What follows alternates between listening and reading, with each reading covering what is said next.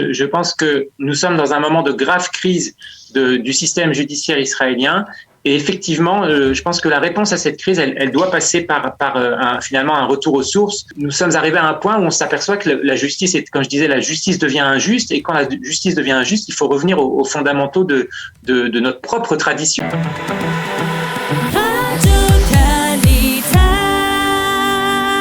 Nous avons le plaisir d'être en ligne avec Maître Pierre Lursa. Bonjour Pierre, Boker Tov.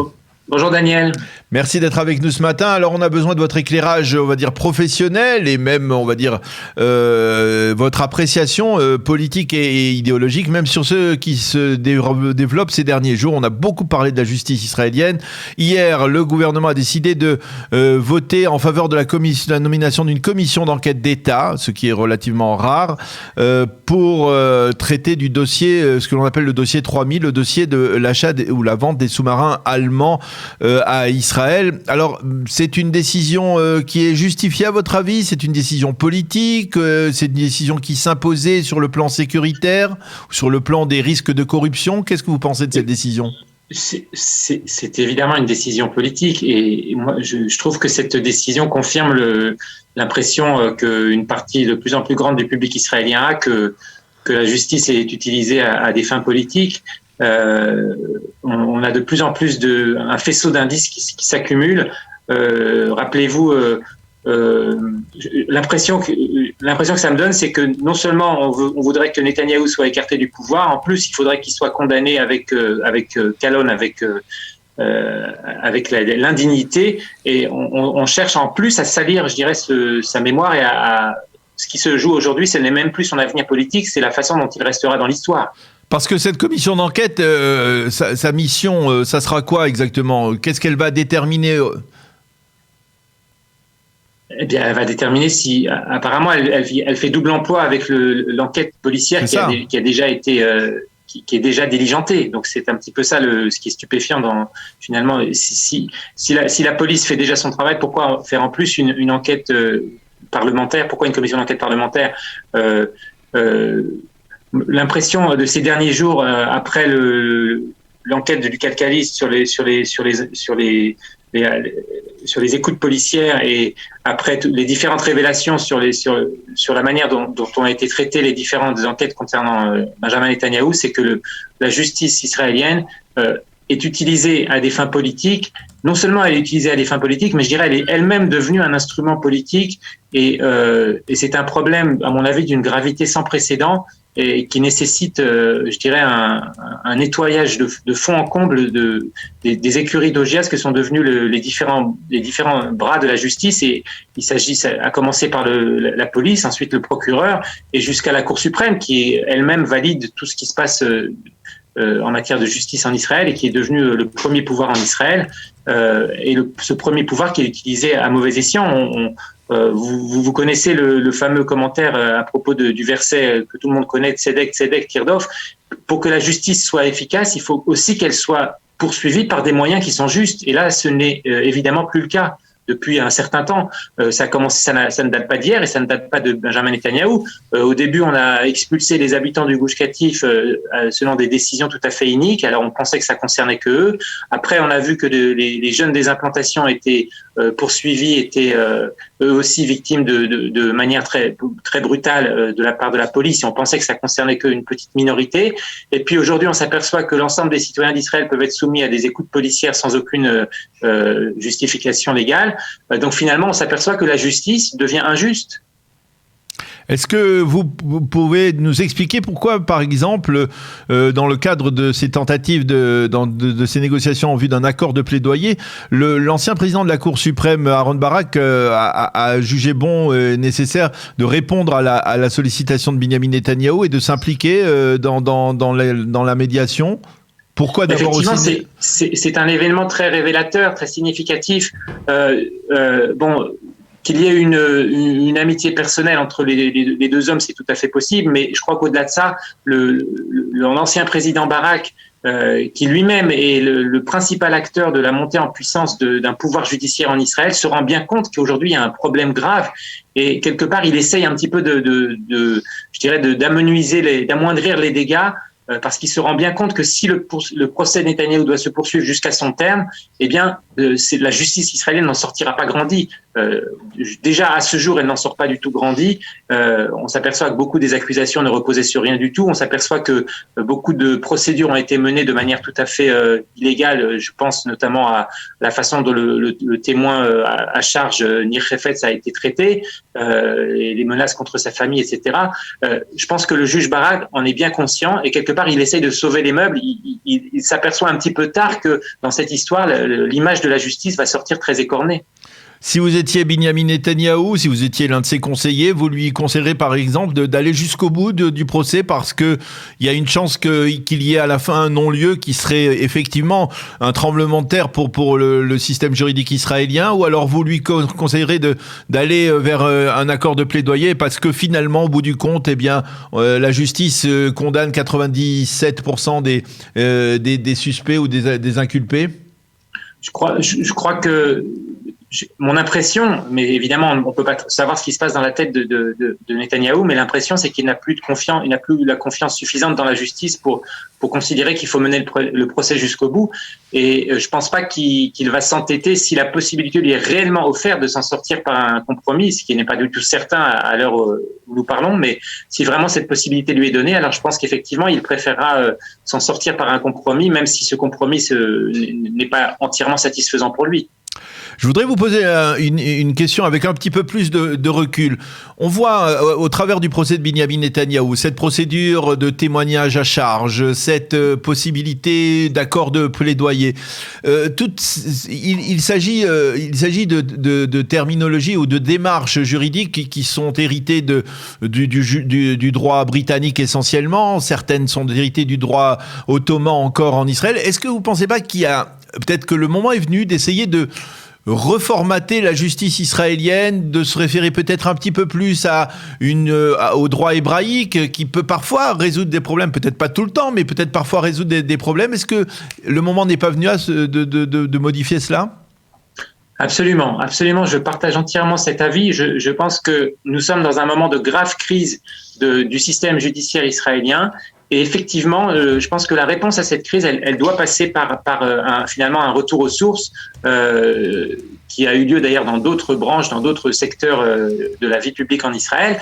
Effectivement, nous sommes arrivés à un point où on s'aperçoit que la justice, comme je disais, la justice devient injuste. Et quand la justice devient injuste, il faut revenir aux fondamentaux de notre propre tradition, puisque nous avons une tradition juridique qui n'a rien à envier à celle des pays dont le système judiciaire israélien s'inspire. Malheureusement, il y a eu un moment de grâce qui a été manqué lors de la création de l'État. Beaucoup de juristes éminents pensaient qu'on allait donner une place très importante au droit hébraïque, ce qui n'a pas du tout été le cas. Il a eu une place tout à fait mineure. Et aujourd'hui, je pense que cette crise pourrait être l'occasion effectivement de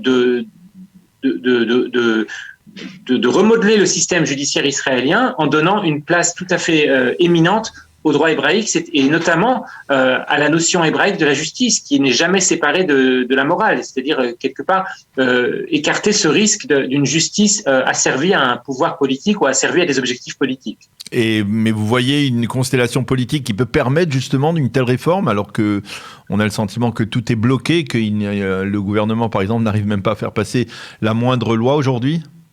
Bien entendu, ça nécessiterait effectivement une prise de conscience politique, c'est-à-dire il faudrait effectivement qu'une majorité se dessine dans un tel sens qui n'est pas du tout évident, mais parce que l'un des problèmes effectivement c'est que le système judiciaire et policier et la praklitout sont, comme je l'ai dit, sont asservis à des objectifs politiques et il y a beaucoup de gens qui ont intérêt à ce que cette situation perdure, même si ce n'est pas non plus l'intérêt de la justice elle-même. Lorsque l'on parle, par exemple, on a beaucoup parlé aussi de ce que l'on appelle en hébreu le kalon, c'est-à-dire, on va dire, la clause infamante. Il y a plusieurs traductions possibles. Cette clause, vous pensez que le conseiller juridique du gouvernement s'acharne pour qu'elle soit inclue dans un accord de plaidoyer uniquement parce que, eh bien, elle met de côté Binyamin Netanyahou de facto pour 7 ans de la vie politique israélienne. Elle l'écarte définitivement? Oui, effectivement, je dirais que c'est un des aspects problématiques, c'est que quelque part, on se sert de la justice pour décider qui est apte ou non à exercer des fonctions politiques. C'était le cas pour Netanyahou, mais c'était le cas avant lui pour beaucoup d'autres personnalités. Et finalement, la justice est détournée de son objectif, parce que si un accord de plaidoyer est conclu, en principe, ça ne devrait pas empêcher la poursuite d'une carrière politique. Si le but de cet accord, c'est d'empêcher la poursuite de la carrière politique de Netanyahou, ça veut bien dire que la justice est utilisée à des fins politiques. Et à mon sens, je dirais que la justice empiète dans un domaine qui n'est pas le sien, mais ce n'est pas la première fois. Comment vous envisagez, on va dire, l'avenir, tant sur le plan politique que sur le plan juridique? Est-ce que vous pensez que l'État d'Israël peut se remettre de ces... On a parlé beaucoup de tremblements de terre ces 24 dernières heures, de ces tremblements de terre qui sont à la fois politiques, auxquels on a assisté depuis la création du gouvernement Bennett, de ces tremblements de terre, de ces secousses telluriques sur le plan juridique? Comment peut-on sortir de cette situation extrêmement, on va dire, fragile et incertaine? Je n'ai pas de réponse à vous donner sur cette question que beaucoup se posent. J'espère simplement qu'après cette période de grande incertitude, on reviendra vers vers une situation beaucoup plus sereine, et sur tous les plans d'ailleurs, parce que on peut aussi faire le lien entre cette situation politique et juridique, et aussi sur les événements sécuritaires. Tout ça fait partie d'un même mouvement. On est dans une espèce de chaos, et bien sûr, on espère que ça va prendre fin le plus rapidement possible. Alors, je voudrais que l'on revienne sur un aspect d'histoire, puisque vous êtes aussi historien. Je rappelle à nos auditeurs, vous avez traduit la biographie de Zev Jabotinsky, et puis vous publiez un livre sur Golda Meir, dont on va parler aussi sur Radio Kalita. Je voudrais revenir à un anniversaire que l'on marque ces jours-ci, puisque il y a 80 ans était assassiné Avraham Stern, le chef mythique du groupe Stern, un des grands mouvements de révolution, de résistance de la création de l'État d'Israël. Je voudrais que vous nous parliez un peu de Stern. Qui était-il? Parce que on a souvent l'image, lorsque l'on est à l'Occident, de ce groupe Stern, qui était un groupe que beaucoup qualifiaient de terroriste. Qui était Avraham Stern? C'était surtout les Anglais qui parlaient du gang Stern, alors que dans l'histoire d'Israël, on les appelle plutôt les combattants pour la liberté d'Israël, bien sûr, le Chamer Herut Israël. Avraham Stern, c'est une personnalité fascinante. C'est quelqu'un qui s'il n'avait pas été contraint par les événements de se donner à la cause de la renaissance d'Israël, il serait devenu un écrivain, un poète. Il était extrêmement brillant. Il avait terminé ses études d'abord à l'université hébraïque, et ensuite il était parti à l'université de Florence, et on a retrouvé d'ailleurs des archives de l'université de Florence qui témoignent de ses grandes qualités littéraires, et puis du jour au lendemain il s'est engagé dans la résistance contre les Britanniques, et comme il a écrit aujourd'hui j'écris avec la plume, demain j'écrirai avec mon sang, il a aussi écrit je te suis consacré ô ma patrie. Il avait conscience que sa vie serait donnée à cette cause, et d'ailleurs c'est la raison pour laquelle il ne voulait pas du tout se marier avec la femme qui partageait sa vie, et il a fallu vraiment qu'elle insiste beaucoup, parce qu'il savait que sa vie serait très courte. Il avait tout à fait conscience de son destin tragique, et il a donné littéralement sa vie à la cause de la renaissance d'Israël, et c'est d'autant plus tragique qu'il était minoritaire au sein même du mouvement de résistance, puisqu'il y avait d'un côté le Lehi, il y avait aussi l'Irgun, il y avait la Haganah, mais eux-mêmes, les soldats du Lehi étaient pourchassés, y compris par leurs frères juifs. Donc c'était vraiment une situation extrêmement dramatique pour eux. Il était recherché de tous les côtés. Et finalement, vous savez comment il a terminé. L'anniversaire de sa mort, c'est l'anniversaire quelque part, je dirais, de son exécution par la police britannique, qui a fait croire qu'il s'était rebellé alors qu'en fait il était prêt à se rendre, et il a été tué d'une balle dans le dos dans le petit appartement de la rue qui porte aujourd'hui son nom dans le quartier de Florentine. Alors, je voudrais un petit aspect, parce que vous connaissez bien cette histoire.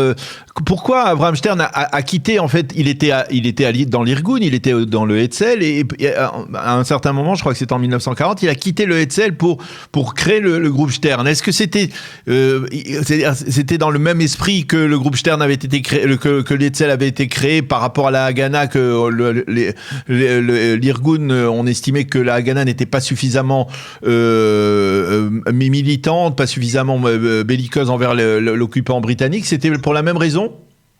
Oui, il y avait un débat fondamental, c'était de savoir finalement quelle était la priorité, puisqu'on était en pleine guerre, en pleine Deuxième Guerre mondiale, et la question c'était celle de qui était l'ennemi prioritaire. Est-ce qu'il fallait s'allier avec les Anglais contre les Britanniques? Ça, c'était la position majoritaire de la Haganah. Donc c'est pour ça que beaucoup d'ailleurs de jeunes de Yishuv se sont engagés dans l'armée britannique. Et puis il y avait cette position minoritaire et beaucoup plus radicale, mais finalement qui s'est avérée juste, à laquelle l'histoire a largement donné raison. C'était celle d'Abraham Stern, c'était de dire, puisque les Anglais nous empêchent de faire entrer des immigrants, notamment puisqu'ils se comportent envers nous comme des ennemis et non pas comme des alliés, eh bien nous devons poursuivre la lutte contre l'occupant britannique, y compris tout en étant leurs alliés contre les nazis. Et donc cette position qui était très difficile à tenir et même à expliquer a justifié la scission au sein de l'Irgun et la création effectivement du Lehi.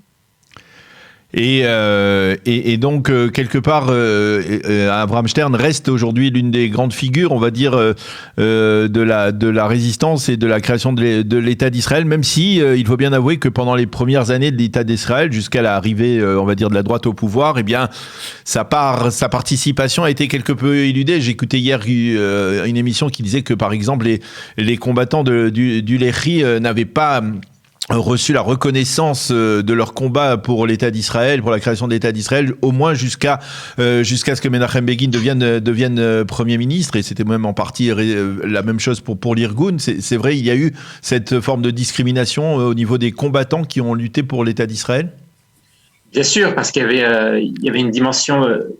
comme vous le savez, le Mapai, pendant ces 30 années d'hégémonie, a aussi quelque part imposé sa vision de l'histoire d'Israël.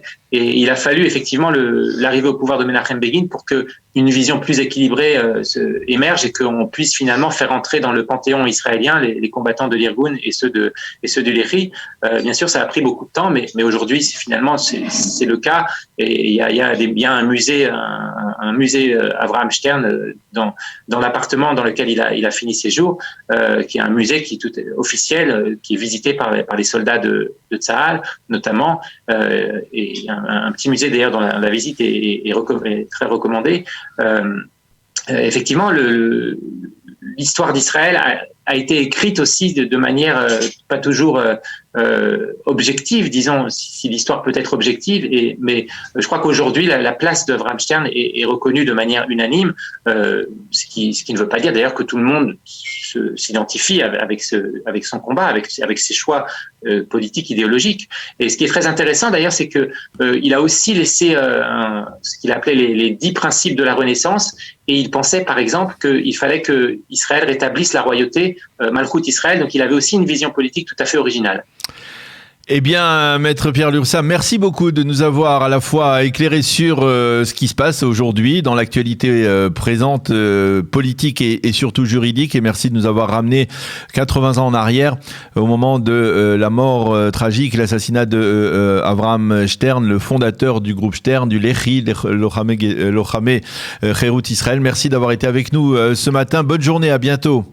Merci à vous, Daniel.